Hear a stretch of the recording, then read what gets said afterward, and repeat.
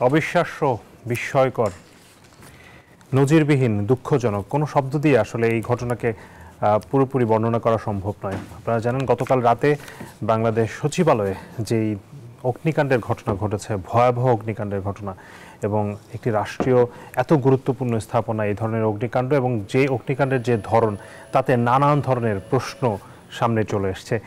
আসলে এই ঘটনা কি কোনো দুর্ঘটনা নাকি আসলে নাশকতা, এই বিষয়গুলো নিয়ে এখনও তদন্ত চলছে এবং এখনও এইসব বিষয়গুলোর কোনো উত্তরই এখনও পরিষ্কার নয়। তবে যেসব বিষয় সামনে আসছে তার আলোকে নানান ধরনের আলোচনা এবং প্রশ্ন চলে আসছে। আমরা সেই জায়গাগুলোতে নিয়ে আজকে আমরা আলোচনা করতে চাই। সচিবালয়ের এই আগুনের ঘটনা আসলে কেন ঘটলো, এর পেছনে আসলে কি কারণ থাকতে পারে, এই বিষয় নিয়ে আমরা আজকে আমাদের গণতন্ত্র সাজিয়েছি। দর্শক, আপনাদের সাথে আছি RICL TMX বার গণতন্ত্রে। আমি হোসাইন শাহাদাত, আমার সাথে তিনজন সম্মানিত অতিথি আজকে উপস্থিত আছেন। এর মধ্যে দুজনকে আমরা এরই মধ্যে পেয়েছি। আমাদের সাথে আছেন সাবেক সচিব আবু আলম শহীদ খান, আপনাকে স্বাগত জানাচ্ছি। আমাদের সাথে আছেন নগর পরিকল্পনাবিদ, বাংলাদেশ ইনস্টিটিউট অফ প্ল্যানার্স BIPর সভাপতি অধ্যাপক ডক্টর আদিল মোহাম্মদ খান, আপনাকেও স্বাগত জানাচ্ছি। দর্শক, আমাদের সাথে আরও যুক্ত হবেন বাংলাদেশ জাতীয় নাগরিক কমিটির কেন্দ্রীয় সদস্য মশিউর রহমান, তিনি কিছুক্ষণের মধ্যে আমাদের সাথে আলোচনায় যুক্ত হবেন। আমরা আলোচনায় যেতে চাই, তার আগে আমি একটু দর্শকদের উদ্দেশ্যে আসলে একটু বলতে চাই যে যেই ভবনটিতে আগুন লেগেছে, সচিবালয়ের যে 12টি ভবন, সেই 12টি ভবনের মধ্যে 7 নম্বর ভবনটিতে আগুন লেগেছে। সেই 7 নম্বর ভবনে এটি আসলে অগ্নিকাণ্ডের জন্য ঝুঁকিপূর্ণ কোনো ভবন ছিল না। সচিবালয়ে স্যার, আপনি খুব ভালো জানবেন যে 1 নম্বর ভবনটি আসলে ঝুঁকিপূর্ণ হিসেবে, অগ্নিকাণ্ডের জন্য ঝুঁকিপূর্ণ হিসেবে চিহ্নিত করা হয়েছে, কিন্তু যে ভবনটিতে আগুন লেগেছে সেখানে আসলে এই ধরনের ছিল না। তবে আগুন লাগতেই পারে। কিন্তু মূল প্রশ্ন হচ্ছে এই ভবনে যেসব মন্ত্রণালয়গুলো ছিল, আমি একটু করে বলতে চাই। অর্থ মন্ত্রণালয়, অর্থ বিভাগ, আর্থিক প্রতিষ্ঠান বিভাগ, সড়ক পরিবহন ও সেতু মন্ত্রণালয়, সড়ক পরিবহন বিভাগ, সড়ক পরিবহন ও মহাসড়ক বিভাগ, শ্রম কর্মসংস্থান মন্ত্রণালয়, স্থানীয় সরকার, পল্লী উন্নয়ন ও সমবায় মন্ত্রণালয়, ডাক, টেলিযোগাযোগ ও তথ্য প্রযুক্তি মন্ত্রণালয়, ডাক ও টেলিযোগাযোগ বিভাগ, যুব ও ক্রীড়া মন্ত্রণালয়, বাংলাদেশের সব গুরুত্বপূর্ণ এবং বড় মন্ত্রণালয়, বেশিরভাগ বড় মন্ত্রণালয় কিন্তু এই ভবনটিতে, এবং সেখানে আগুন লাগা ঘটনা এই কারণেই খুব বেশি সন্দেহের জায়গায় আসছে। এবং এই ভবনগুলোতে সবচেয়ে বেশি বড় বড় প্রকল্প, মানে এই মন্ত্রণালয়গুলোতে প্রকল্পের কাজ হয়েছে, এবং আর্থিক প্রতিষ্ঠান বিভাগ বা অর্থ মন্ত্রণালয় থেকে যেহেতু অর্থ ছাড় হয়, সেই কারণে আসলে প্রশ্নগুলো বেশি করে আসছে। আমি প্রথমেই শুরুতেই আবু আলম শহীদ খান আপনার কাছে আসতে চাই। এই অগ্নিকাণ্ডের ঘটনাটাকে আপনি কিভাবে ব্যাখ্যা করবেন? দেখেন, অগ্নিকাণ্ডের ঘটনা ব্যাখ্যা করার মতো যে কোয়ালিফিকেশন দরকার, বিশেষজ্ঞ হওয়া দরকার, সেটা তো আমার নাই। আমি আপনাকে সবচেয়ে ভালো ব্যাখ্যা করতে পারবে ফায়ার সার্ভিসের লোকেরা, এবং অবশ্যই যে তদন্ত কমিটি হয়েছে তাদের রিপোর্ট পাওয়ার পরে আমরা হয়তো জানতে পারবো। এখানে গুরুত্বপূর্ণ কিছু মন্ত্রণালয় ছিল। অর্থ মন্ত্রণালয় কিন্তু এখন একটা নতুন ভবনে গিয়েছে, ওটা অর্থ মন্ত্রণালয়ের অল্প সামান্য কিছু থাকতে পারে। আর 7 তলার উপরে আগুন লেগেছে। বাকি যেসব মন্ত্রণালয় বললেন সেটা ঠিক আছে। বাংলাদেশের যে টোটাল বাজেট, তার 100%-এর মধ্যে 20% অথবা 25% এই বিল্ডিংয়ে বলা হয়। আপনি যেটা বলছিলেন যে এই ভবনটা আগুনের জন্য ঝুঁকিপূর্ণ না, এরকম সার্টিফিকেট আছে কিনা আমি জানি না। এরকম সার্টিফিকেট আছে কিনা আমি জানি না, বা যেটাকে ঝুঁকিপূর্ণ বলা হয়েছে সেটা ঝুঁকিপূর্ণ কিনা আমাদের সাথে একজন প্ল্যানার আছেন, ভালো বলতে পারবেন। প্রথম কথা হচ্ছে যে এটা একটা পুরাতন ভবন, এবং এখানে অগ্নি নির্বাপনের ব্যবস্থা বলতে তেমন কিছু ছিল না। যেমন ধরা যাক ফায়ার অ্যালার্ম, এটা তো নাই, ছিল না, বোঝাই গেছে যে ফায়ার অ্যালার্ম নাই। ফায়ার অ্যালার্ম কেন আমরা চালু করিনি সেটাও আমি জানি না। দ্বিতীয়টা হলো যে এই ভবনটা পুরাতন, এবং এই ভবনটার সাজসজ্জা বদল করার জন্য অনেক কাজ করা হয়েছে, কাঠের কাজ, মানে এটা সৌন্দর্যবর্ধন করা হয়েছে, যার ফলে ওই যে আগুন যখন লাগে তখন এই যে এরকম কাঠের কাজ, ফিনিশিং, আবার চেয়ার টেবিল এবং ফাইলপত্র এগুলোই তো আছে, আলমিরা, আপনার ওয়ালের যে পেন্টিং সেটা তো আর ফায়ার প্রুফ পেন্টিং না। সো আগুন লাগার কারণে এই আগুনটা বিস্তৃত হয়ে গেছে, এবং এই ভবনটা আগুন লাগলে যে এই ভবনটাতে অনেক বড় ধরনের আগুন লাগবে, এটা বোঝাটা কোনো রকেট সায়েন্স না। কিন্তু কথা হলো সচিবালয়ের ভেতরে গভীর রাতে এইভাবে আগুন লাগবে এরকম হয়তো ভাবনা চিন্তা করা হয়নি, এবং এই আগুন নিভাতে যে অনেক বেশি সময় লেগেছে সেটা নিয়ে অনেক প্রশ্ন আসলেও আপনি তো 19টা ইউনিট কাজ করেছে। আপনার 3-4 মিনিটের মধ্যে ফায়ার সার্ভিস গিয়েছিল, এবং ফায়ার সার্ভিসের একজন কর্মী যিনি ফোরফ্রন্টে ছিলেন তিনি নিহত হয়েছেন গাড়ি চাপা পড়ে। খুবই দুঃখজনক একটা ঘটনা। তো এখানে আগুন লাগা নিয়ে আপনি অনেক ষড়যন্ত্র থিওরি নিয়ে আলোচনা হতে পারে, অনেক সন্দেহ অবিশ্বাস, এবং এগুলো তো ধরেন আমাদের দেশে আমাদের কিছু সংখ্যক মানুষ, মানে আমরা অনেকেই আর কি, বিশেষ করে পলিটিশিয়ানস যারা সরকারে থাকেন, তারা সবসময় যে কোনো ঘটনার পিছনে খুঁজে বের করতে চেষ্টা করেন যে এই ঘটনার পিছনে কারা আছে, এরকম একটা থাকে। তো তারা তো রেসপন্স করেন না, রিয়াকশন করেন, এবং আমরা কিছু রিয়াকশন তো অলরেডি দেখেছি। উপদেষ্টা পরিষদের একজন সদস্য তিনি বলেছেন যে তিনি ওখানে দুর্নীতি ফাইলপত্র এটা নিয়ে কাজ করছিলেন, এই জন্য ওখানে কেউ ইচ্ছা করে আগুন লাগিয়ে দিয়েছে। তো দুর্নীতির ফাইলপত্র কি কতটা ছিল আর কি, আপনি লোকাল গভর্নমেন্ট মিনিস্ট্রির উপদেষ্টা, ওখানে ফাইল থাকার কথা কয়েক হাজার, এবং যেসব ফাইলে দুর্নীতি হতে পারে সেসব ফাইল তো লোকাল গভর্নমেন্ট মিনিস্ট্রির ফাইল না, মানে মিনিস্ট্রি তো কোনো প্রজেক্ট বাস্তবায়ন করে না, এই প্রজেক্ট বাস্তবায়ন করে এলজিইডি, প্রজেক্ট বাস্তবায়ন করে ওয়াসা, বিভিন্ন বিভাগ। তো এইসব ফাইলের যত টেন্ডার ডকুমেন্ট, যত চুক্তি, এভরিথিং ওইসব ডিপার্টমেন্টে আছে। সুতরাং এইটার কারণে যে ওখানে আগুন লেগে হতে পারে আমি জানি না, বাট ওই যে এইভাবে বললে হয় কিন্তু তদন্ত কমিটি যখন আমরা করলাম তখন তো আমাদের কাউকে না কাউকে তো আস্থায় নিতে হবে, এবং তদন্ত কমিটি বিশেষজ্ঞদের নিয়ে করা হয়েছে। ফায়ার সার্ভিসের লোকেরা বলতে পারবেন, তারাই এটার বিশেষজ্ঞ, যে কীভাবে আগুন লেগেছিল, কোথায় আগুনের উৎস ছিল, আগুনটা কীভাবে বিস্তৃত হলো, ওরা এটা বলতে পারেন। আমরা কি এই কয়েক ঘন্টা, মানে 48 ঘন্টা 72 ঘন্টা অপেক্ষা করতে পারি না? অপেক্ষা করেও তো আমরা রেসপন্স করতে পারি। তো এইটাতে অসুবিধা হয় যে আমরা যে কোনো ঘটনা ঘটলে আপনি তো আমরা হঠাৎ করে চিন্তা করি। দীর্ঘদিন এই সচিবালয়ে যেহেতু কাজ করেছেন, আমি স্থানীয় সরকার বিভাগেই কাজ করেছি। জি, তো আপনার কাছে নিতে যদি আপনি বলেন যে সচিবালয়ে আপনার দেখা কখনো এত বড় ঘটনা, না এত বড় আগুন সচিবালয়ে, ছোট ঘটনা, এত বড় আগুন কখনো সচিবালয়ে লাগে আসলে কিভাবে, মানে ছোট ছোট আগুন ধরেন ছোটোখাটো দুই একটা ঘটনা ঘটেছে, এটা হয়তো দিনের বেলা ঘটেছে, তখন এটাকে ডাউজ করা সম্ভব হয়েছে।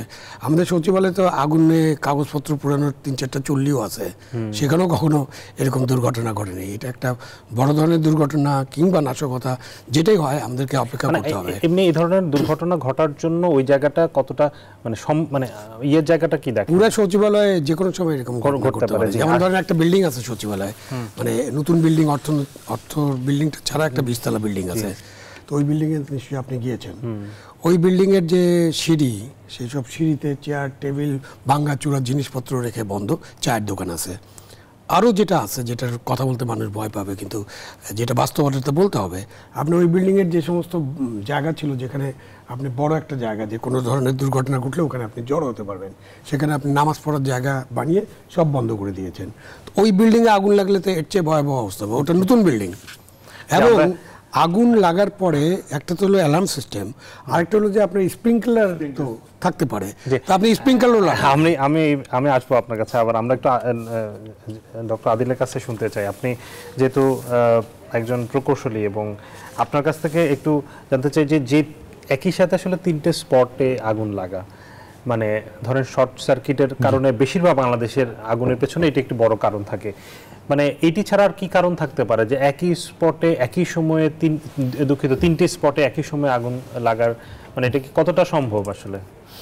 প্রথমে দর্শক যারা শুনছেন তাদের সালাম এবং শুভেচ্ছা, এবং যেটা আপনার প্রশ্নের সূত্র ধরে বলতে চাই, সামাজিক যোগাযোগ মাধ্যমে কিন্তু এই ছবিটাই ঘুরছে যে একটা বিল্ডিংয়ের কয়েকটা লোকেশনে সিমালটেনিয়াসলি এবং একই লেভেলের আগুন জ্বলছে। হ্যাঁ, শর্ট সার্কিট লাগতেই পারে, যে কোনো একটা পয়েন্ট হবে, সেখান থেকে প্রপাগেট করে সেটা হয়তো একদিকে যাবে, কিন্তু একই সময়ে মানে বিভিন্ন লোকেশনে কি বিল্ডিংয়ে এই ধরনের আগুন, এইটাই সামাজিক যোগাযোগ মাধ্যমে প্রচুর এটা শেয়ার হয়েছে, এবং শেয়ার হওয়ার যৌক্তিকতাও আছে। এবং বাংলাদেশে যেটা অদ্ভুত একটা দেশ, যেখানে আগুন লাগলে মানুষ সবার আগে ষড়যন্ত্র তত্ত্বে যায়। বস্তিতে আগুন লাগলে ষড়যন্ত্র তত্ত্বে যায়, যখন আমাদের বঙ্গবাজার আগুন হলো তখনও ষড়যন্ত্র তত্ত্ব, এবং এই আগুনগুলো দেখবেন অধিকাংশ আগুনগুলো কোনো এক বন্ধের দিনে রাতের বেলা লাগে। হ্যাঁ, রাতের বেলা লাগতেই পারে, মানে কিন্তু বন্ধের দিনে রাতের বেলার আগুনগুলো কিন্তু বেশ সন্দেহজনক, সারাদিন বন্ধ থাকে সেদিন আগে। এবং এই আগুনটাও কিন্তু একটা 25শে ডিসেম্বর ছিল, বড়দিনের বন্ধ ছিল, সেই দিনের আগুন। এবং বাংলাদেশে এখন যেই মানে জুলাই গণঅভ্যুত্থানের পরে গত এই কয়েক মাসে যে পরিমাণ টালমাটাল পরিস্থিতি, এবং সেখানে মানে বিভিন্ন ধরনের আন্দোলন থেকে শুরু করে অনেক কিছু হচ্ছে, তো মানুষ রিলেট করে, এবং মানুষের যে এই যে রিলেট করার প্রবণতাটা অনেক সময় তার বিশ্বাস থেকে করে, অনেক সময় অনেক ফ্যাক্টকে সে জোড়া দেওয়ার চেষ্টা করে। শহীদ ভাই রাইটলি বলেছেন যে এখানে আগুনে পুড়ে গেলেই যে সকল মানে দস্তাবেজ মানে হারিয়ে গেল, হয়তো পুরোপুরি এরকম না, কিন্তু এই দস্তাবেজ পুড়ে গেলে অনেকের লাভও আছে। সেটা কত পার্সেন্টেজে লাভে সে আলাপে যাব না, কিন্তু অনেকে পোড়াতে চায়। এবং এই যে ধরেন একটা অস্থিরতা, মানে চারদিকে তো অস্থিরতার একটা নতুন পালক যুক্ত হলো এই যে আমাদের এইবারের এই আগুনটা। এবং সচিবালয় সেটা যদিও রাইটলি উনি বলেছেন যে এই বিল্ডিংটা রিলেটিভলি পুরাতন বিল্ডিংই, কিন্তু পুরাতন বিল্ডিংগুলোর মধ্যেই রিলেটিভলি গোছানো বিল্ডিং, নতুন বিল্ডিংগুলো তো আরও আছে। এবং পুরাতন বিল্ডিং হওয়ার কারণেই সেখানে আধুনিক যে সিস্টেমগুলো আমরা জানি, ফায়ার অ্যালার্ম, ফায়ার স্প্রিংকলার, এগুলো সেখানে সেভাবে ছিল না। আর যেটা আমরা ডেকোরেশনের নামে যেখানে আমরা দাহ্য পদার্থগুলো আমরা যেভাবে তৈরি করেছি সেটা তো আছেই, কিন্তু মানুষের সন্দেহের জায়গাটা যেটা তৈরি হয় যে আমাদের আগুন লাগার পরে ফায়ার সার্ভিস এত তাড়াতাড়ি আসলো, আগুন যেখানেই লাগুক আমাদের তো ফায়ার সার্ভিসের ক্যাপাসিটি আছে, এমন তো আমাদের ফায়ার সার্ভিসগুলো অত্যন্ত দুর্বল, তারা অনেক জায়গাতেই সাহসিকতার সাথে তারা মোকাবেলা করেছেন। তাহলে এই ক্ষেত্রে আগুনের ধরন এবং ফায়ার সার্ভিস আসার পরেও আগুন নেভাতে পারার এক ধরনের ব্যর্থতা বলেন আর যাই বলেন, তো তখন মানুষ অনেক ধরনের স্পেকুলেশনে যাবেই। এবং বাংলাদেশের কোনো তদন্ত কমিটি, মানে আগে তো মানুষ তদন্ত কমিটি বিশ্বাস করে না, সে যেটাই বলুক তারা মনে করে যে তদন্ত কমিটি তার যেটা ফেভারে যায় সেভাবে করে। এই জন্য বিশ্বাসযোগ্যতা এমনভাবে তলানিতে গিয়েছে যে এখন যদি মানে তাত্ত্বিকভাবে যদি ধরেন তদন্ত কমিটি যেটা মানে ঘোষণা করা হলো, তারা যে রিপোর্টই দেখ মানুষ কিন্তু সে যেটাকে বিশ্বাস করে বসে আছে সেটা। এবং এই বিশ্বাসযোগ্যতার পেছনে তো একটা ধরনের দেশের বর্তমান পলিটিক্যাল পরিস্থিতি থেকে শুরু করে সব কিছুই আছে, এবং দেশীয় ষড়যন্ত্র, আন্তর্জাতিক ষড়যন্ত্র সব কিছু নিয়ে তো দেশ চলে, এবং সারা পৃথিবীতেই যে এই যে নাশকতা এগুলো তো আসলে হয়। এই জন্য এটাকে মানুষের যে পারসেপশন, সেই পারসেপশনটা অন্তত বিশেষ করে মানে আমাদের সামাজিক যোগাযোগ মাধ্যমের এই যুগে এটা খুবই গুরুত্বপূর্ণ। কিন্তু আমাদের তদন্ত কমিটির উচিত হবে নির্মমভাবে তদন্ত করা। আমি একটু জানতে চাই যে সচিবালয়ের যে স্ট্রাকচার এবং সেখানে ফায়ার মানে যেহেতু এটি একটি কেপিআই এবং অনেক গুরুত্বপূর্ণ একটি বাংলাদেশের সবচেয়ে গুরুত্বপূর্ণ আমরা বলতে পারি, সেই জায়গাটাতে যে ধরনের আসলে ব্যবস্থা থাকার কথা দুর্ঘটনাজনিত যে কোনো দুর্ঘটনা, এবং সেখানে ফায়ার সার্ভিস ঢোকার জন্য যে আমরা ফটকগুলো আমরা দেখেছি ফায়ার সার্ভিসের গাড়ি ঠিকমতো ঢুকতে পারছে না, একটা গাড়ির ভেঙে যাওয়া, মানে এই যে ঘটনাগুলো ঘটছে এইগুলো নিয়ে ধরেন গত এত বছর ধরে আমরা এত উন্নয়ন করেছি, এত কিছু করেছি, এই জায়গাগুলোতে আপনার কাছে মনে হয় কি যে মানে সচিবালয়ের মতো একটা গুরুত্বপূর্ণ জায়গার টোটাল ব্যবস্থাপনা পরিকল্পনাটা সঠিকভাবে হয়েছে? সচিবালয়ের যে অগ্নি ঝুঁকি নিয়ে কিন্তু বিভিন্ন পত্রিকায় বিশদ রিপোর্ট হয়েছে, আগে আমরা এর মধ্যে কমেন্টও করেছি। এবং দেখেন বাংলাদেশে আমরা বারংবার বলেছিলাম বিকেন্দ্রীকরণের কথা, কিন্তু আপনি যদি গত 10-15 বছরের সচিবালয় দেখেন মনে হচ্ছে সারা বাংলাদেশে আর কোথাও কোনো জায়গা নাই, সচিবালয়ে নতুন নতুন ভবন করতে হবে, বহুতল ভবন করতে হবে, এবং সারা বাংলাদেশের স্থানের অত্যন্ত সংকট। তো এই জন্য সচিবালয়ে সেই অর্থে যে অগ্নি ঝুঁকি নিরাপদ করার জন্য কিছু ব্যবস্থা নেওয়া হয়েছে, কিন্তু ওই যে বললাম আমরা কি হয় কি আমরা যখনই কোনো একটা অগ্নিঝুঁকি নিরাপদের কথা যেই কথা বলা হয় মানুষ তার সনাতন পদ্ধতিতে যায়। বারংবার করে বলা হয়েছে যে আমরা যখন ইন্টেরিয়র ডিজাইন করব সেটা যেন অগ্নি দাহ্য পদার্থ দিয়ে না করা হয়। আপনি দেখবেন প্রতিটা বিল্ডিংয়ে, আপনি সেটা ঢাকা না, আপনি জেলা প্রশাসকে মাগুরাতে যান বা বরগুনাতে যান, সেম ধরনের ডিজাইন, এবং যেগুলো আসলে অগ্নিকাণ্ডের ক্ষেত্রে অত্যন্ত ভালনারেবল। তাহলে আমাদের এই যে মনস্তত্ত্বটা পরিবর্তন করবে কে? এবং এই ক্ষেত্রে অবশ্যই যারা আমাদের যারা বিশেষ করে স্থপতি প্রকৌশলী যারা কাজ করেন তাদেরও কিন্তু মনস্তাত্ত্বিক একটা গ্যাপ আছে, কেননা আমাদের যারা আমলারা যারা ব্যবহার করেন তিনি তো এত কিছু বোঝেন না, তাকে একটা ডিজাইন করতে যাদের প্রফেশনালকে দায়িত্ব দেওয়া হয় তারা সেই যে লুক্রেটিভ ডিজাইন করতে গিয়ে দেখা যাচ্ছে অধিকাংশ ভবনগুলোই এখন এয়ারটাইট ভবন হয়ে গেছে সারা বাংলাদেশে, সচিবালয় এখন তাই। এই যে আমরা আজকে রিপোর্টও দেখেছি বাতাস পাস হওয়ার কোনো ব্যবস্থাপনা নাই, কারণ এই যে একটা রং আমরা স্থাপত্য নকশা এবং আমাদের সেই কালচারটাই হয়ে গেছে এমনভাবে যে আমরা এসি নির্ভর, যার ফলে এসি করতে গেলে তো সব দিকে এয়ারটাইট করতে হবে। তখন আমরা তাও ভাগ্যিস যে আগুনটা রাতে থাকাতে মানুষের ক্ষয়ক্ষতি হয়নি, আর দিনে লাগলে হয়তো আরও তাড়াতাড়ি অ্যাডজাস্ট করা যেত। আবার নাশকতা ধরতে গেলে এটা তো রাতেই লাগার কথা, যদি নাশকতাই হয় বন্ধের দিনে রাতে লাগবে, এটাই তো অঙ্কের নিয়ম।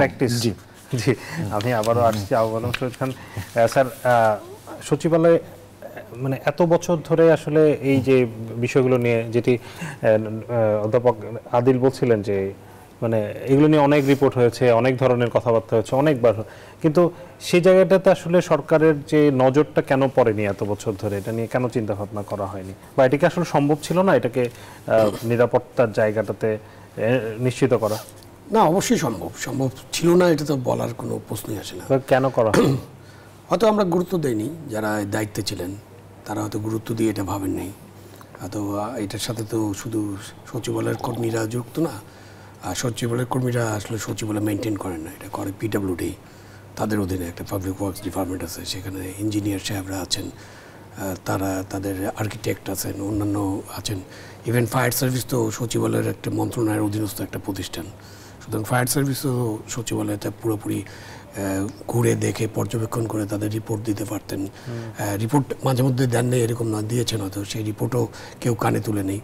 হ্যাঁ, এখানে তো অনেক উন্নয়ন হচ্ছে চারিদিকে, কিন্তু ওখানেও তো, ওখানে উন্নয়নের মানেটা হচ্ছে যে আপনার দেওয়ালটা আছে, দেওয়ালে একটা কাঠের নকশা লাগাই দেন, মানে পুরান দেওয়াল, এখন পুরান সচিবালয়, এটাকে নতুন করতে হবে, যে এসি লাগবে সবার, ভিতরে সবগুলো ওই যে সব ইন্টেরিয়রটা খুব সুন্দর করে করার চেষ্টা করা হয়েছে। এবং তখন চিন্তা করা হয়নি, তখন ফায়ার হ্যাজার্ডটা কীরকম হতে পারে সেটা চিন্তা করার নেই। আর যেটা বললাম, সমস্ত সিঁড়ি টিড়ি বিভিন্ন জায়গা আমরা দখল করে, যে কাজের জন্য জায়গা, যেটার জন্য প্ল্যান করা হয়েছে যে এই জায়গাটা ফাঁকা থাকবে, এখানে লোকজন এসে কোনো দুর্ঘটনার সময় জড়ো হবে, তারপর তাদেরকে ইভাকুয়েট করতে হবে। তো সচিবালয়ের ওই বিল্ডিংয়ে তো, যে 20 তলা বিল্ডিং আছে পুরাতনটা, নতুনটা না, সেখানে তো আপনি ইভাকুয়েট করার মতো কোনো জায়গা রাখেননি, সচিবালয়ে যেয়ে দেখতে হবে। তারপরে এই সচিবালয়ে যত লোকজন কাজ করে, অনেক কর্মীর সংখ্যা তো অনেক বেশি, এবং তারপরে অনেক মানুষজন যায় সচিবালয়। তো এই এতটুকু জায়গার মধ্যে এত মানুষ কাজ করা এবং ওটাকে ছড়িয়ে ছিটিয়ে করানো তো সম্ভব না। আমাদের এই সচিবালয় তো বহুত আগেই শেরে বাংলা নগরে নিয়ে যাওয়ার কথা হয়েছিল, এবং সেখানে যথেষ্ট পরিমাণ জায়গাও ছিল, এখন জায়গা আছে, কিন্তু আমরা তো নিলাম না সচিবালয়, ওইখানেই থাকতে হবে। এবং ওইখানে একটা যানজটও, প্রচুর যানজট হয়। তো এটা অনেক অনেক বিষয় আছে যেগুলোতে নজর দেওয়া দরকার, নজর দেওয়া হয়নি। এখন দেখা যাক যে আমরা এইসব বড় বড় দুর্ঘটনার পরে অথবা নাশকতার পরে আমরা এগুলোতে নজর দিই কিনা, হয়তো নজরটা দেওয়ার একটা ব্যবস্থা হতে পারে, কিন্তু হয় না তো। আমরা এই আগুন লাগা নিয়ে তো অনেকবার আলোচনা করলাম, তাই না? যখনই আগুন লাগে তখনই আমরা একটা আলোচনা করি, তখনই আপনারা বিশেষজ্ঞদের ডাকেন, আমাদের প্ল্যানারদেরকে ডাকেন, আর্কিটেক্টদের ডাকেন, ইঞ্জিনিয়ারদের ডাকেন, সবাই মিলে আমরা একটা সমাধানের কথা বলি। কিন্তু ফাইনালি কী হয়? ফাইনালি আবার কয়েকদিন পরে আমরা ভুলে যাই, 1 মাস পরে ভুলে যাই, তারপর যখন আরেকটা ঘটনা হবে তখন এইরকম আসবো আমরা আলোচনা করব। এটা খুবই সঠিক কথা বলেছেন। এখন পর্যন্ত যতবার আগুনের ঘটনা ঘটেছে ততবারই দেখা যায় রেস্টুরেন্টে আগুন লাগলে রেস্টুরেন্টগুলোতে অভিযান চালানো হয়, কোনো সরকারি অফিসে আগুন লাগলে সরকারি অফিসগুলোতে, মনে হয় যেন অন্য অফিসগুলো আসলে সব। এবং ইনফ্যাক্ট তো উনি আরো ভালোভাবে বলতে পারেন, ইনফ্যাক্ট তো আপনি ঢাকা মহানগরীটা আপনি যেভাবে গড়ে উঠেছে, গড়ে তোলা হয়নি তো, গড়ে উঠেছে, এবং যে ফ্রি স্টাইলে গড়ে উঠেছে সেই ফ্রি স্টাইলে ঢাকা মহানগরী যে টিকে আছে, ভাগ্য ভালো যে আমাদের কোনো বড় ধরনের ভূমিকম্প এখন আমরা দেখি নেই। একটা ভূমিকম্প আসুক 6 রিক্টারের স্কেলের উপরে, তখন তো আপনি আলাপ করারও সময় পাবেন না, হয়তো এটা কিছু হবে না, কিন্তু আলাপ করার সময় পাবেন না তখন। আর প্রত্যেকটা বিল্ডিংয়ে 90% বিল্ডিং তো ফায়ার হ্যাজার্ড। আমরা আমাদের সাথে এরই মধ্যে যুক্ত হয়েছে জাতীয় নাগরিক কমিটির কেন্দ্রীয় সদস্য মশিউর রহমান, আপনাকে স্বাগত জানাচ্ছি। আমরা একটু তার কাছ থেকে শুনতে চাইবো, সেটি হচ্ছে এই যে ঘটনাটা ঘটলো অগ্নিকাণ্ডের, আমরা আসলে সেটি নিয়ে আলোচনা করছিলাম। এই অগ্নিকাণ্ডের ঘটনা নিয়ে এখন পর্যন্ত নানান ধরনের বক্তব্য আমরা পেয়েছি, তার মধ্যে একটি বক্তব্য সেটি হচ্ছে বৈষম্য বিরোধী ছাত্র আন্দোলনের নেতা হাসনাত আব্দুল্লাহ। তিনি বলেছেন সরকারের আসলে এক ধরনের উদারতা, নিষ্ক্রিয়তা, বা তিনি একটি কথা বলেছেন, সুশীলগিরি ছেড়ে দিয়ে দোষরদের বিরুদ্ধে জিরো টলারেন্স নীতি নেওয়ার কথা। অর্থাৎ তিনি যেটি বলতে চাইছেন যে সরকারের এক ধরনের নমনীয়তার কারণে এই ধরনের ঘটনাগুলো ঘটছে। মানে আপনারা নিশ্চিত হয়ে কিভাবে বলছেন যে এই ঘটনার পেছনে নাশকতা আছে? শুরুতেই দেশবাসীকে ধন্যবাদ জানাচ্ছি জাতীয় নাগরিক কমিটির পক্ষ থেকে। দেখুন, হাসনাত আব্দুল্লাহ যে কথাটি বলেছে, আপনি যদি কোট আনকোট গতকালকের যে আগুনের যে ঘটনা ঘটেছে, আপনি যদি ভিডিওগুলো দেখেন এবং ছবিগুলো দেখেন, সুস্পষ্ট আগুন লাগলে এক জায়গা থেকে লাগে এবং বিভিন্ন জায়গায় ছড়িয়ে যায়। কিন্তু আমরা স্পেসিফিকভাবে গতকালকের ভিডিওতে এবং ছবিতে দেখেছি যে সুনির্দিষ্ট করে বলতে গেলে আমাদের যে আসিফ মাহমুদ এবং হচ্ছে আমাদের নাহিদ ইসলাম যারা তরুণ উপদেষ্টা আছে, এবং শুধুমাত্র তাদের 2টা ফ্লোরে আগুন লেগেছে। এবং আপনি যদি মানে ছবিটা তো বোঝা যায় না 2টা ফ্লোরের দূরত্ব কতটুকু, যদি ফিজিক্যালি বলি মিনিমাম 100 মিটার থেকে 200 মিটার হবে, মিনিমাম 200 মিটার দূরত্বে হচ্ছে 2টা ফ্লোরের অবস্থান, এবং একটা উপরে একটা নিচে।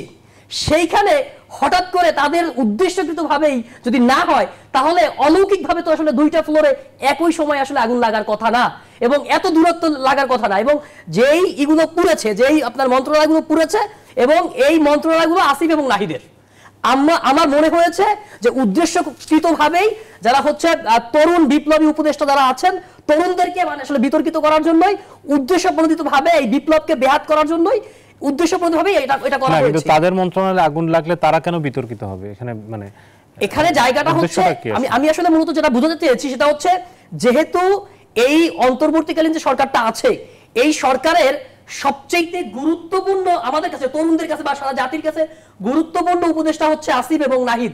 এবং এছাড়া আপনি দেখবেন যে আসিফ মাহমুদ কিন্তু একটা কথা বলেছেন যে তিনি ইতোমধ্যে গত 16 বছরে ফ্যাসিস্ট রিজিমের সময় যে দুর্নীতিগুলো হয়েছে সেই বিষয়ে স্থানীয় সরকার মন্ত্রণালয়ের অধীনে যে দুর্নীতিগুলো হয়েছে এবং আইসিটি মন্ত্রণালয়, বিশেষ করে আপনারা জানেন যে এই দুইটা মন্ত্রণালয়ের দুর্নীতি সবথেকে বেশি হয়েছে, এবং তার জন্য তারা হচ্ছে একটি তদন্ত কমিটি গঠন এবং ওইটার কাগজপত্র যেগুলো আছে সেগুলোর ঘাটাঘাটি শুরু করেছিল। এবং সে এখন একটা ত্রাণ কার্যক্রমের জন্য আমাদের উত্তরবঙ্গে আছে, এবং সে বলেছিল যে ঢাকায় এসে ওগুলো নিয়ে তিনি হচ্ছে পরবর্তী প্রসেস শুরু করবেন। দেখুন, সে ঢাকায় আসার আগেই, প্রসেস শুরু করার আগেই এই ধরনের ঘটনা আসলে ঘটে গেল।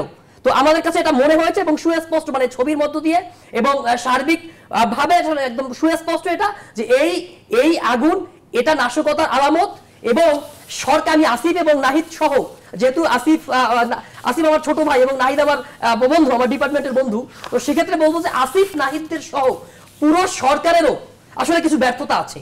তারা যদি অভ্যুত্থানের পরবর্তী সময়ে যে ঘটনাগুলো ঘটেছে, আমরা দেখেছি যে অভ্যুত্থানের পরে এখন বিভিন্ন জায়গায় যারা আওয়ামী দোসর হিসেবে পরিচিত ছিল, গত 16 বছর যারা এই সচিবালয় চালিয়েছে, তারাই এখন সেই সচিবালয় চালাচ্ছে। এই গত 16 বছর যারা বিভিন্ন সময় এই সরকারের ওই আওয়ামী রিজিমের সময় ঠিকাদারি কাজগুলো করেছে, তারাই করতেছে। মানে আলটিমেটলি কি হচ্ছে?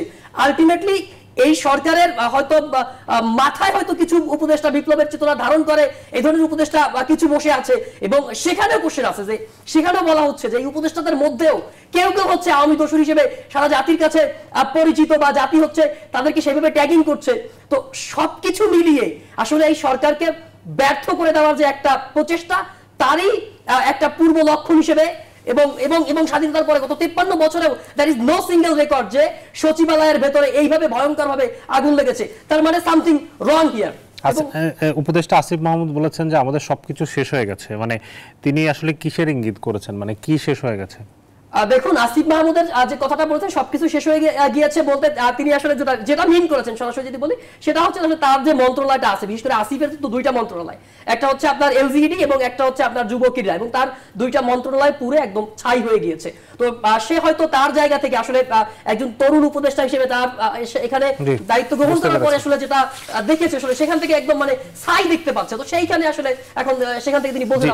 ধন্যবাদ মশিউর রহমান, আপনার কাছে আবারও আসবো। আমরা একটা বিরতির সময় হচ্ছে। দর্শক, RICL TMX বার জনতন্ত্র গণতন্ত্রে আমরা আলোচনা করছি সচিবালয়ে আগুনের বিষয় এবং এর পেছনে আসলে কি কারণ থাকতে পারে সেই বিষয় নিয়ে আমাদের অতিথিরা আলোচনা করছেন। আমরা একটা বিরতির নিচ্ছি, বিরতির পর আবারও ফিরছি, সাথে থাকুন। আবারও স্বাগত জানাচ্ছি RICL TMX বার জনতন্ত্র গণতন্ত্রে। আমরা আলোচনা করছি সচিবালয় অগ্নিকাণ্ডের বিষয়ে। আমাদের সাথে 3 জন অতিথি আছেন। আমরা আবার আলোচনা যেতে চাই। জনাব মশিউর রহমান, আপনার কাছে যেটি জানতে চাইবো যে এই যে সচিবালয়ে যে নথিপত্রগুলো আসলে পুড়েছে এখন পর্যন্ত, আমরা বিভিন্ন ইয়েতে দেখেছি, এতে আসলে মানে সচিবালয়ের স্বাভাবিক কর্মকাণ্ডর ক্ষেত্রে বা কি কি ক্ষতি হতে পারে, বা এগুলো কি আসলে রিকভার করার কোনো সুযোগ আছে? প্রথমত এটা তো একটা বড় ক্ষতি, কারণ আপনি একটা নথি রেডি আছে, আপনি সেটার উপরে কাজ করছিলেন, সেটা কিছুটা বিলম্বিত হবে। রিকভার করার তো সুযোগ আছেই, একটা কিছু জিনিস ডিজিটাইজ থাকতে পারে, আর কিছু নথি তো, কিছু নথি না, অধিকাংশ নথি অ্যাজ ধরেন আমরা যদি স্থানীয় সরকার নিয়ে কথা বলি, স্থানীয় সরকার বিভাগের যে দুর্নীতির নথির কথাও যদি আলোচনা করি, বা প্রজেক্টের কোনো নথি, দুর্নীতি বাদ দিয়ে রাখলাম, প্রজেক্টের অনেক নথি আছে যেটা পুড়ে গেছে। তো স্থানীয় সরকার বিভাগ অ্যাজ সাচ নিজে কোনো প্রজেক্ট বাস্তবায়ন করে না, প্রজেক্টগুলো বাস্তবায়িত হয় বিভিন্ন সংস্থার মধ্য দিয়ে, যেমন লোকাল গভর্নমেন্ট ইঞ্জিনিয়ারিং ডিপার্টমেন্ট আছে, পাবলিক হেলথ আছে, বিভিন্ন সিটি কর্পোরেশনস আছে বা লোকাল গভর্নমেন্ট এজেন্সিজ আছে, ওয়াসা আছে কয়েকটা। তো তাদের যে প্রকল্প সেগুলো বাস্তবায়ন করে। এখন প্রকল্পের কি কি থাকে? প্রকল্প দলিল থাকে, চুক্তিনামা থাকে, টেন্ডার ডকুমেন্ট থাকতে পারে, টেন্ডার ইভ্যালুয়েশন রিপোর্ট আছে, টেন্ডার ইভ্যালুয়েশনের পরে ওই বোর্ডের মিটিংয়ের ম্যানিউটস আছে, এবং ধরেন কোনো যদি আমাদের দাতা সংস্থা বা ওই যে আমাদের যে যারা আমাদেরকে সহযোগী সংস্থা, উন্নয়ন সহযোগী, এডিবি, ওয়ার্ল্ড ব্যাংক, তাদের কমেন্ট থাকতে পারে, তাদের ডকুমেন্টস থাকতে পারে। সো এই সমস্ত ডকুমেন্ট আসলে অ্যাকচুয়ালি থাকে এজেন্সির কাছে। এই ডকুমেন্টসগুলো আপনি তো আবার এনে নথি সৃজন করতে পারবেন। যেটা লস্ট হয়েছে সেটা হলো যে নথির যে নোটশিটে কারো কোনো মন্তব্য বা কোনো কিছু কোয়ারি ছিল, কোয়ারির ভিতরে সেটাও পাওয়া যাবে, কারণ কোয়ারির চিঠি যাবে, সেই চিঠির কপিও তো এজেন্সির কাছে আছে। সুতরাং এইসব সৃজন করা যাবে, নতুন করে সাজানো যাবে। এই যে স্যার যেই অভিযোগটা বিভিন্ন, আমরা আসলে জানি না এখনো ঘটনা আসলে কিভাবে ঘটেছে, দুর্ঘটনা হতে পারে, কিন্তু যে অভিযোগগুলো আসছে সেগুলোকে তো উড়িয়ে দেওয়ার বিষয় না, এটা কোনোটাই উড়িয়ে দেওয়া যাবে না। আমি যেটা বলতে চাচ্ছি যে এই যে একটু আগেই মশিউর রহমান যেটি বললেন যে দুর্নীতি তদন্ত চলছে, সেই তদন্তের জায়গাটাতে কাগজপত্র যাতে গায়েব করে ফেলা বা নষ্ট করে ফেলা হয়, সেই জায়গাটাতে তাহলে কি মানে আপনি বলছেন যে সেগুলো আসলে না, দুর্নীতিবাজদের এই তদন্তের মধ্যে কিভাবে মানে হবে? এই তো বললাম তো যে যদি দুর্নীতির কোনো তদন্ত হয়, এটা তো প্রকল্প নিয়ে হবে, টেন্ডার নিয়ে হবে, তাই না? দুর্নীতিটা কোথায় হয়? টেন্ডার, মূলত কেনাকাটায় হয়।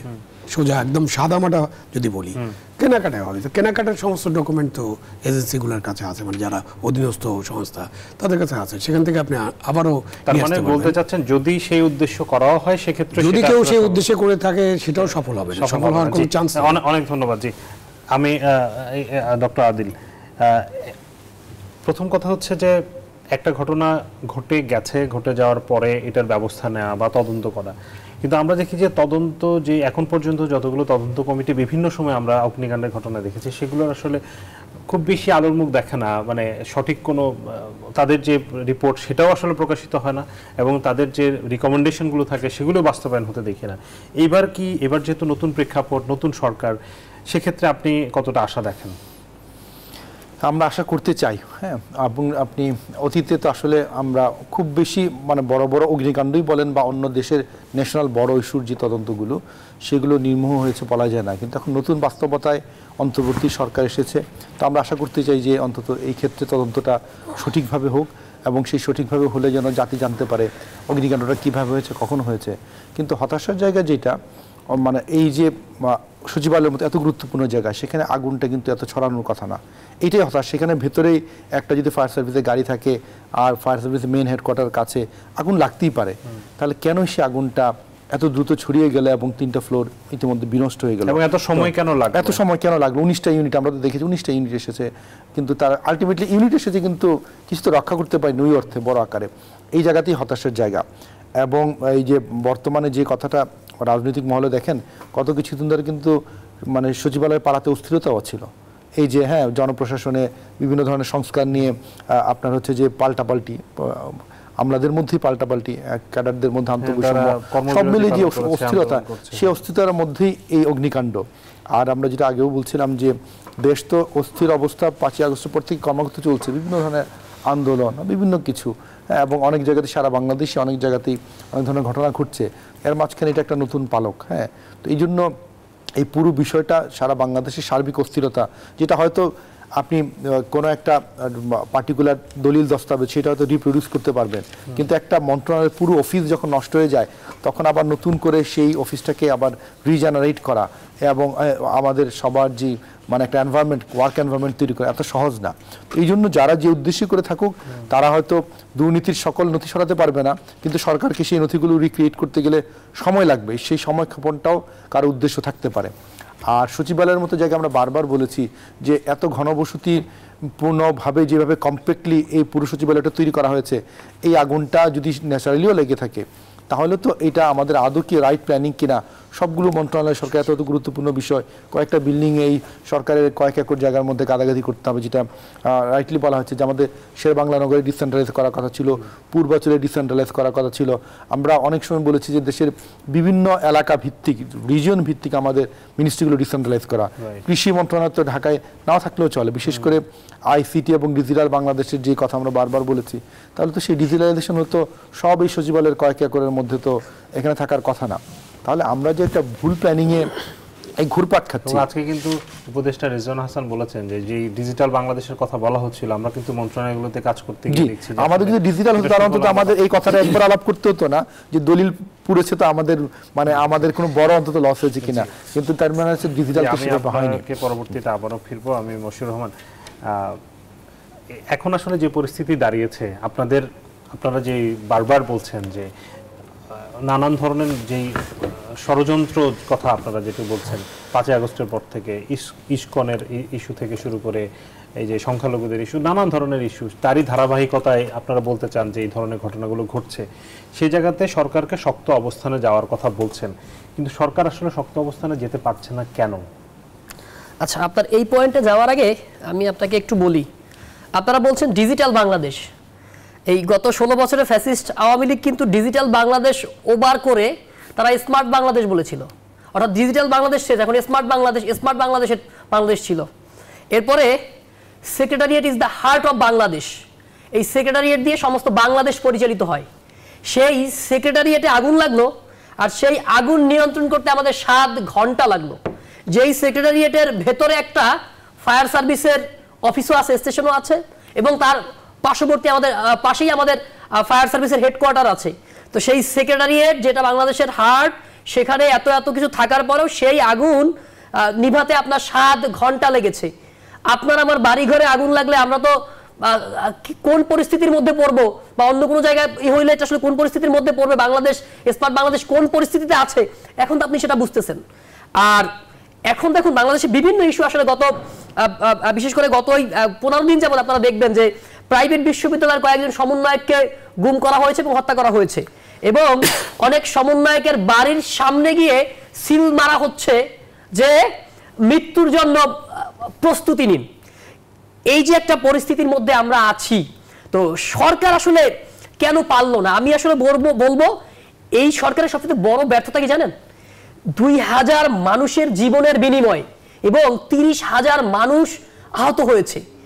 সেই সরকার 5ই আগস্ট হাসিনার পতনের পরে সেই সরকারের সবচেয়ে বড় ব্যর্থতা হচ্ছে সেই সরকার তারা গিয়ে যেই ফ্যাসিস্ট হাসিনার পতন এবং ফ্যাসিবাদী ব্যবস্থার বিলোপ আমরা বলছি, সেই ফ্যাসিবাদী ব্যবস্থার যে সংবিধান, সেই বাকশালী সংবিধানের অধীনে গিয়ে শপথ নিয়েছে, এবং যেই ফ্যাসিস্ট হাসিনার দোসর ফ্যাসিস্ট হাসিনার পায়ে সালাম করে যেই ব্যক্তি রাষ্ট্রপতি হয়েছে তার কাছে গিয়ে শপথ নিয়েছে।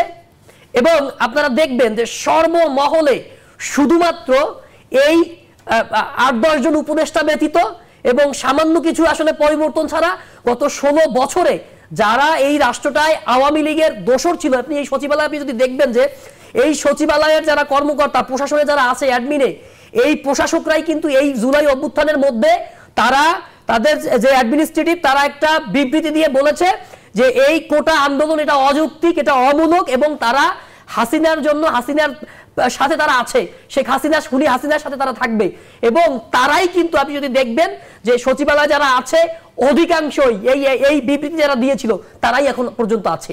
তো সরকার কি আসলে সেই জায়গাটায় আছে? সেই বিপ্লবের যে একটা চেতনা, বিপ্লবের যে একটা স্পিড, জুলাই অভ্যুত্থানে এতগুলো মানুষ জীবন দিল, এখন পর্যন্ত ওবায়দুল কাদের 3 মাস বাংলাদেশে ছিল, 3 মাস ওবায়দুল কাদের বাংলাদেশে ছিল, মিডিয়ার কাছে তথ্য আছে, অথচ সরকার গ্রেফতার করতে পারে নাই। আওয়ামী লীগের অনেক নেতা, আপনি শিরিন শারমিন চৌধুরী, তাকে আপনি আমাদের মতো লোক বা সাধারণ মানুষ, তারা বছরের পর ঘুরে পাসপোর্ট পায় না, আর একজন জুলাই গণঅভ্যুত্থানের মামলায় জড়িত, তাকে ভিআইপি পাসপোর্ট তার বাসায় গিয়ে পাসপোর্ট করে দিয়ে আসা হচ্ছে। তো সার্বিকভাবে আপনি যদি দেখেন এখন পর্যন্ত কি সরকার আসলে জুলাই অভ্যুত্থানের যে স্পিরিট, বা জুলাই অভ্যুত্থানে যারা এই ধরনের একটা ম্যাসাকার করলো, গত জুলাই অভ্যুত্থান বাদ দেন না ভাই, গত 16 বছরে কমপক্ষে 700 মানুষকে ইনফোর্স ডিসঅ্যাপিয়ারেন্স বা গুম করা হয়েছে, কমপক্ষে 2000 মানুষকে এক্সট্রা জুডিশিয়াল কিলিং বা বিচার বহির্ভূতভাবে হত্যা করা হয়েছে। এগুলোর বিচার কি এখন পর্যন্ত করতে পেরেছে? পিলখানা বলেন, শাপলা বলেন, কোনোটার কি বিচার হয়েছে? তো এগুলো কি আসলে বা বিচার হয়নি, বা সরকার যে বিচার করবে তার কোনো লক্ষণ কি আসলে আমরা দেখতে পাচ্ছি? তো আমাদের জায়গা থেকে আমাদের মনে হয়েছে এই সরকার অভ্যুত্থানের সেই স্পিরিটকে ধারণ করে, পুরোপুরি ধারণ করে যেইভাবে আগানোর কথা ছিল সেইখানে আসলে তারা আগাতে পারেনি, এবং এর পেছনে অবশ্যই রাজনৈতিক দলগুলোরও কিছুটা অসহযোগিতা আছে।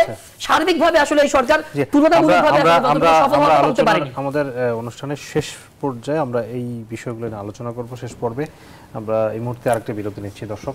আর আইসিএল টিএমএক্স বার গণতন্ত্রে আবারও বিরতির সময় হচ্ছে, ফিরছি একটু পর। বিরতির পর আবারও স্বাগত জানাচ্ছি আরআইসিএল টিএমএক্স বার গণতন্ত্রে। আমাদের আলোচনার শেষের দিকে রয়েছে, আমরা সচিবালয়ে আগুন বিষয়ে কথা বলছি। তবে আলোচনা যেখানে এসছে, আবু আলম শহীদ খান, সরকারের আসলে এক ধরনের দেশ পরিচালনা এবং বর্তমান যে পরিস্থিতি সেটিকে সামাল দেওয়ার ক্ষেত্রে সরকারের সমালোচনাটা আসছে এভাবে যে সরকার আসলে পুরো বিষয়টাকে নিয়ন্ত্রণ করতে পারছে না এবং সরকারের যে উইংসগুলো আছে বিশেষ করে উপদেষ্টা পরিষদের তাদেরকে নিয়েও নানান ধরনের প্রশ্ন আসছে, তাদের দক্ষতার বিষয়, তাদের যে এবং সবচেয়ে বড় কথা হচ্ছে এই যে সচিবালয় বলেন বা অন্যান্য প্রশাসন সব প্রশাসনগুলোতে এখন পর্যন্ত সরকার সেভাবে সরকারের হয়তো সরকার যে সিদ্ধান্তগুলো নিচ্ছে সেগুলো বাস্তবায়ন হচ্ছে না, যেখানে আসলে বিশেষ করে ছাত্রদের দিক থেকে অভিযোগটা হচ্ছে এখানে আসলে এখনো আগের সরকারের লোকজন রয়ে গেছে, তারা আসলে কাজগুলো করতে দিচ্ছে না। আপনার কাছ থেকে একটু জানতে চাই এই জায়গাটাতে আসলে সরকারের কি করণীয়? সরকার কোনো নির্দেশ দিবে এবং সরকার দেশে একটা সরকার থাকবে এবং তিনি কোনো নির্দেশ দিবেন বা তিনি কোনো কিছু করতে চাইবেন এবং এই গণকর্মচারীরা বা চাকর বাকররা এটা করবে না, এটা আমার কাছে অ্যাকসেপ্টেবল না। এটা কখনোই হবে না এবং কখনো হয় নাই। কখন হবে? যখন আপনি নির্দেশ দিচ্ছেন, আপনি নির্দেশটা দেওয়ার মতো আপনার সক্ষমতা নাই, আপনার ওই পরিমাণ হোল্ড নাই, তখন আপনার নির্দেশ বাস্তবায়ন হবে না। এটা তো ধরেন ফ্যাসিবাদী সরকারের প্রধান যিনি পালিয়ে গেছেন তিনিও তো নির্দেশ দিতেন মাঝে মাঝে, তার দলের কাছে নির্দেশ দিতেন না যে এই আমার ভোটে ধরেন লোকাল গভর্নমেন্ট ইলেকশন, তো তিনি বলতেন না এগুলো হলো আমাদের মার্কার ভোট, তো মার্কার বাইরে 40% বিদ্রোহীরা জিতে যেত, মানতে পারতো না, তাই না? ধরেন তারেক জিয়া সাহেব তো অনেক নির্দেশ দিচ্ছেন তার দলকে এসব করা যাবে না, সেটা করা যাবে না, কিন্তু উনি তো বাড়ি তো করতে পারছেন না। তো সেমনভাবে যে একটা পর্যায়ে এমন হয়ে যায় যখন আপনার যে খুব ক্ষমতা থাকলেও আপনি পারছেন না, জনবিচ্ছিন্ন এই জন্য, আর ক্ষমতা বা আপনার যোগ্যতা আপনার কাছে একটু কম থাকলে সরকার কি আসলে খুব ক্ষমতা নিয়ে আছে নাকি আসলে তাদের এটা খুবই ক্ষমতাশালী সরকার? এরকম সরকার তো 54 বছরে আসেনি। তাহলে কেন বললাম 54 বছরে আসেনি? আপনি 54 বছরে কোনো সরকার দেখাতে পারবেন যাকে সকল রাজনৈতিক দল ফ্যাসিবাদ ছাড়া সবাই সমর্থন করছে? আছে? নাই, কোন সরকারের সমর্থন পায়নি, কোন সরকার না। কিন্তু this is a lucky government. এবং তাহলে সমস্যাটা ছাত্র জনতার সমস্যাটা কোন জায়গায় হচ্ছে? তাহলে সমস্যাটা তাদেরকে ওনারা যেভাবে বলছেন আর কি বিপ্লবী সরকার হয়নি, তো বিপ্লব তো হয়নি, এই জন্য বিপ্লবী সরকার হয়নি। বিপ্লব কি এটা তো আমাদেরকে আগে বুঝতে হবে যে কাকে বিপ্লব বলে। বিপ্লবের উদাহরণ তো আছে, ধরেন কমিউনিস্ট বিপ্লবের উদাহরণ বাদ দেন, এটা তো কমিউনিস্ট বিপ্লব না, কোনো সমাজতান্ত্রিক দল এখানে নেতৃত্ব দেয়নি। তো আপনার ফ্রেঞ্চ বিপ্লব নামে একটা বিপ্লব আছে না, আরও বিপ্লব আছে ছোটোখাটো। তো আপনি হঠাৎ করে তো একটা সরকার বিপ্লবী সরকার গঠন করতে পারবে না। তো আপনি যদি ভুল করে থাকেন অলরেডি, আপনি যদি তখন বিপ্লবী সরকার করেন নাই, তাহলে তো এখন আর বিপ্লবী সরকার করতে পারবেন না। এখন আপনি সেই গণ অভ্যুত্থানের 5 তারিখ বা ওই জুলাই মাসের যে দিনগুলো যখন আন্দোলন হচ্ছিল, হাজার হাজার লক্ষ লক্ষ লোক যখন রাস্তায় ছিল, এখন কি আপনি সব লোককে আবার রাস্তায় আনতে পারবেন? আনা যায় না, কারণ একটা অনেক গণ অভ্যুত্থান তো আমরা দেখছি। 69 গণ অভ্যুত্থানের পরে মানুষ নির্বাচন করতে গেছে, তারপরে একটা যুদ্ধ করতে গেছে, তারপরে কিন্তু মানুষ আর ওই অভ্যুত্থানে আসে। আমরা আসলে আলোচনা একেবারে শেষের দিকে, তো একটা জায়গায় শুধু ছোট করে যদি বলেন, সেটা হচ্ছে যে বিষয়গুলো বলা হচ্ছে যে সরকারের যেই জায়গাগুলোতে যে মানুষগুলো এখন রয়ে গেছে, যাদেরকে বলা হচ্ছে যে আগের সরকারকে এখনো তারা ফিরিয়ে আনতে চায়, ওটা ট্যাগিং। আপনি ট্যাগিং থেকে বাড়ান, আপনার মাথার মধ্যে যে গার্বেজ আছে, গার্বেজ নিয়ে আসলে কোনোভাবে কোনো কাজ করা যাবে না। ট্যাগিং এর আগে শেখ হাসিনার সরকারের সময় ট্যাগিং ছিল, এখন আপনি ট্যাগিং করতেছেন। আপনারা কি ট্যাগিং করছেন? দেখুন, মাথায় করেন, মাথায় করে বের করে দেন। বাস্তবতা হচ্ছে আমলাতন্ত্রের জায়গাটা যদি বলেন, আমলাতন্ত্র হচ্ছে সরকারের মধ্যে আর একটা সরকার। আমি অস্বীকার করছি না যে স্বাধীনতার পরে এই সরকার সবচেয়ে শক্তিশালী সরকার, কারণ এই সরকারকে ছাত্র জনতা গণ অভ্যুত্থানের মধ্য দিয়ে ছাত্র জনতা এবং সমস্ত ফ্যাসিবাদ বিরোধী সমস্ত শক্তি একসাথে বসে তাদেরকে বসাইছে, এটা সত্য কথা। কিন্তু জায়গাটা হচ্ছে এখান থেকে কি আসলে ফ্যাসিবাদের যারা দোষ তাদেরকে আমরা সরাতে পেরেছি কিনা? প্রথমত আমি আপনাকে বলেছি যে দেখুন, আমরা বসানো পর্যন্ত সব ঠিকঠাক। আপনি ধরেন 5ই আগস্ট থেকে 8ই আগস্ট পর্যন্ত, এই সময় পর্যন্ত যদি বলেন 5ই আগস্টের দুপুর পর্যন্ত বাংলাদেশের সমস্ত মানুষের একটাই পরিচয় ছিল, যারা রাস্তায় ছিল সবাই মজলুম। 8ই আগস্ট পর্যন্ত এটা চলমান ছিল যে না, আমরা দেশটাকে স্থাপন করতে চাই। কিন্তু 8ই আগস্টের পর থেকে আমরা যেভাবে নিজেদের স্বার্থে আমরা জড়িয়ে পড়েছি, আমরা দেখেছি এই দেশে কেউ কেউ বাজারঘাট দখল করতেছে, কেউ ব্যাংক দখল করতেছে, কেউ মিডিয়া পাড়া দখল করতেছে, কেউ হচ্ছে আপনার আওয়ামী লীগের লোকজনদেরকে সেফ এক্সিট দিচ্ছে। তো দেখুন, এই সরকার যে কেন পারছে না, এটা তো হয়েছে, এটা হচ্ছে আওয়ামী লীগের লোকজনের ক্ষেত্রে, এবং আমরা দেখেছি যে আওয়ামী লীগের লোকজনদেরকে অনেক সময় মামলা থেকে বাঁচিয়ে দিচ্ছে। কিন্তু দেখুন আমলা যারা আছে তাদের কয়জনকে আমরা সরাতে পেরেছি? এই যে লক্ষাধিক আমলা বাংলাদেশ সরকারের যে গত 16 বছরে নিয়োগ পেয়েছে, আপনারা জানেন যে গত 16 বছরে কেউ যদি প্রশাসন বিসিএস এর প্রশাসনের ক্যাডার হয়েছে, তার 14 গোষ্ঠী পর্যন্ত হচ্ছে আপনার তদন্ত করে যদি তার 14 পুরুষের মধ্যে কেউ হচ্ছে আপনার আওয়ামী লীগের বিরোধী রাজনীতি করেছে, তাদেরকে নেওয়া হয় না। সরকার আসলে সরাতে পারছে না, এইজন্য আসলে সমস্যা হচ্ছে। মানে জায়গাটা হচ্ছে তাদেরকে যদি সরায় সরকার চলবে না, তো সেখানে তাদেরকে সরাতে পারেনি। এটাই হচ্ছে এই সরকারের সাথে বড় ব্যর্থতা হচ্ছে, যে সরকার ফ্যাসিবাদী হাসিনাকে পতন করতে পারছে, কিন্তু এই ফ্যাসিবাদী হাসিনার যারা দোষর এই আমলাতন্ত্র তাদের পতন সরকার করতে পারেনি, এবং তাদেরকে দিয়েই চলছে সরকার। ডক্টর আদিল, আপনার কাছে ছোট করে শুনতে, আপনিও কি তাই মনে করেন? দেখেন, সরকার তো আসলে এটা তত্ত্বাবধায়ক সরকার না যে 3 মাসের জন্য। এই সরকারের বেসিক ছিল যে প্রতিটা একজন উপদেষ্টা কয়েকটা মন্ত্রণালয়ে বসে থাকে। আমরা দেখি যে একজন ফুল মন্ত্রী একটা মিনিস্ট্রি চালাতে হিমশিম খেয়ে যায়। তাহলে তো বাংলাদেশে কি যোগ্য লোকের অভাব নাই যে আপনি যদি 50টা মিনিস্ট্রি হয় 50 জনকে দিবেন না? তাহলে এই যে বেসিক ভুলগুলা, এই বেসিক ভুলগুলো কিন্তু আমাদের কাজকে অনেক জটিল করে দিচ্ছে। এবং আপনি যদি সাধারণ মানুষের পাস দেখেন, এত বড় বিপ্লবের পরে যে পরিষদটা তৈরি হলো আমাদের যে উপদেষ্টা পরিষদ, সেই পরিষদে মানুষ হ্যাপি না, কারণ মানুষ অনেককেই মনে করে যে এই মানুষটার যোগ্যতা নাই, আইদার তিনি সংগ্রামে অবদান রাখেন নাই, কিংবা আইদার তার যে অতীত ভূমিকা সেই ভূমিকা এখানে আসার যোগ্য না। মূল পরিষদ তো এমনিতেই ছোট, সেখানে যদি অধিকাংশ মানুষকে নিয়ে যদি জনগণের প্রশ্ন থাকে, তাহলে তার মূল ভিত্তিটা তো দুর্বল হয়ে যায়। আর এই সরকার যেটা সবচেয়ে বড় ভুল করেছে, তাদের পরিষদ ছোট রাখার পাশাপাশি তাদের একটা অ্যাডভাইজারি প্যানেল করা দরকার ছিল প্রতিটা মিনিস্ট্রির জন্য। কারণ যেহেতু তারা অল্প সময় এসেছে, তার অ্যাডভাইজারি প্যানেলে যদি অত্যন্ত গুণগত মানসম্পন্ন মানুষজন থাকতো যারা অ্যাডভাইস করতে পারতো, তাহলে তারা সবল হতো। এখন তাহলে দেখা যাচ্ছে তাদের নাইদার অ্যাডভাইজারি প্যানেল আছে, এবং উনি যেটা রাইটলি বলেছেন যে আপনি তো চাইলেও কিন্তু সরকারি সিস্টেমে সব আমলাকে সরাতে পারবেন না। তাহলে আপনাদের একটা অ্যাডভাইজারি প্যানেল লাগবে যে ব্যালেন্সটা করবে। আমরা যা বলছি, আমাদের অনেকেই কিন্তু গত সরকারের ভাবাপন্ন আছেন, তাদের বাই স্পিরিট বাই হার্ট তারা দীর্ঘদিন সুবিধা নিয়েছেন। তো সুতরাং চাইলেই কিন্তু তিনি এই সরকারের প্রতি একদমই যে লয়াল হয়ে কাজ করবেন সেটাও হয় না। যদিও শহীদ ভাই বলছেন যেটা হয়, আসলে টিপ দিয়ে তো সবকিছু বদলাতে পারবেন না। এই ভুলগুলো হয়েছে, তো এই ভুলগুলোর কারণে এখনো থুকছে। আমরা আশা করি যেন এটা না রিপিট হয়। 10 সেকেন্ড, সেটা হচ্ছে যদি 5ই আগস্টের পরে যদি আপনি একটা বিপ্লবী সরকার করতেন, তাহলে এই আওয়ামী দোষর যারা আছে তাদেরকে ধরে ধরে আপনি বের করে দিতেন। আপনি সেটা করেন, আপনি সংবিধানের আলোকে সবকিছু করে আজকে এই ঝামেলাটা হয়েছে। আবুল হোসেন খান, পরিষদ বাড়ানোর কি সুযোগ আছে কিনা এক পক্ষে? না, নিশ্চয়ই সুযোগ আছে, কিন্তু দরকার কিনা? না, দরকার কিনা এটা তো অন্তর্বর্তীকালীন সরকারকে বুঝতে হবে। আমার কাছে, আমি আসলে অন্তর্বর্তীকালীন সরকার কেমন হবে, কত লোক নিয়ে করবে, সেটা তো অন্তর্বর্তীকালীন সরকারকে বুঝতে হবে। আমি কোনো সাজেশন দিতে চাই না। কিন্তু যেটা উনি বললেন যে একটা অ্যাডভাইজারি কাউন্সিলের মতো, মানে প্রত্যেক মন্ত্রণালয়ের জন্য, এটা মনে আছে অলরেডি আপনি যে সংস্কার কমিশনগুলো করেছেন 12টা, তো 12টা মূল জায়গায় তো আপনি অনেক লোককে ইনভলভ করে দিয়েছেন অলরেডি, তারা তো কাজ করছে। ওইটা কমিশনের, তারা কমিশন, আর একটা হচ্ছে প্রতিটা মন্ত্রণালয়ের অ্যাডভাইজারি কাউন্সিল, দুটো ভিন্ন। আমাদের দুইটা ভিন্ন, এটা আপনাদের সিস্টেমে অ্যালাউ করবে না হয়তো। কেমন ওইভাবে গত সরকারের প্রাইম মিনিস্টার তো অ্যাডভাইজার, প্রচুর অ্যাডভাইজার নিয়োগ করেছিলেন। ওরা তো করছে, চাইলে ফ্যাসিবাদী সরকারের সবকিছু সাপোর্ট করতে তো পারেন না। আপনি তো ফ্যাসিবাদী সরকারের যে আইন অনুযায়ী নির্বাচন কমিশন গঠন করছেন না, তো এটা নিয়ে কথা বলা উচিত না। আমরা তো এইটাই বলছি যে সরকারের ব্যর্থতা হচ্ছে যে সরকার বিপ্লবী সরকার করতে পারেনি, যার কারণে ফ্যাসিবাদী দোষরদেরকে এখন বিপ্লবী সরকার তো আর এখন হবে না। এখন যা ব্যর্থতা আছে আলাপ করেন, ঠিক করেন। আমরা তো চাই যে সরকার ঠিকঠাক মতো চলুক। আমরা তো যারা বিপ্লবে, যারা গণ অভ্যুত্থানে ছিলেন, যারা আন্দোলন করেছেন, যারা রক্ত দিয়েছে, তাদের যে স্বপ্ন আছে, সেই স্বপ্ন বাস্তবায়ন করার জন্য এই সরকারকে কি করতে হবে এটা আপনারা আলোচনা করেন, ঠিক করেন।